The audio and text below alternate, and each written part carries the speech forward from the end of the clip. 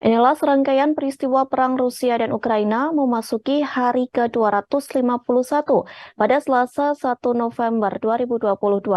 Peristiwa pertama terkait rentetan rudal Rusia yang menghantam Ukraina. Serangan tersebut telah merusak pembangkit listrik tenaga air. Tak hanya itu, serangan tersebut juga merusak energi penting lainnya hingga infrastruktur air di seluruh Ukraina. Rusia mengatakan telah mencapai target infrastruktur militer dan energi, namun Ukraina mengatakan fasilitas militernya tidak ditargetkan. Akibat serangan tersebut, ibu kota Ukraina yakni Kiev dibiarkan tanpa listrik maupun air. Sementara wali kota Kiev mengatakan 40% penduduk tidak memiliki air.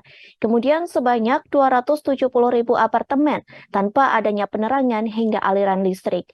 Peristiwa selanjutnya terkait kapal ekspor biji-bijian yang meninggalkan Ukraina.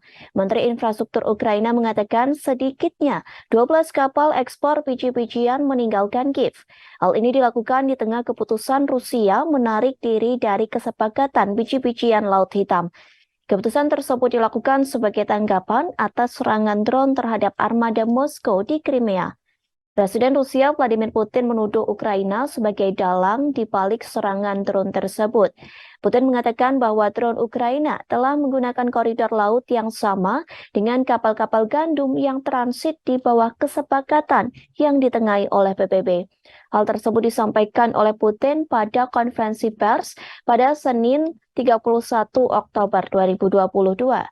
Moskow menyebut pergerakan kapal melalui koridor keamanan Laut Hitam tidak dapat diterima, sehingga Kementerian Pertahanan Rusia mengatakan ingin komitmen dari Ukraina. Komitmen tersebut untuk tidak menggunakan koridor gandum Laut Hitam untuk tujuan militer. Sementara PBB membantah klaim Moskow bahwa kapal kargo sipil yang membawa gandum Ukraina mungkin terlibat dalam serangan drone terhadap Rusia. PBB mengatakan tidak ada kapal seperti itu di koridor zona aman yang ditentukan di Laut Hitam pada saat Rusia mengatakan serangan itu terjadi. Hal tersebut telah disampaikan oleh Kepala Bantuan PBB Martin Griffiths.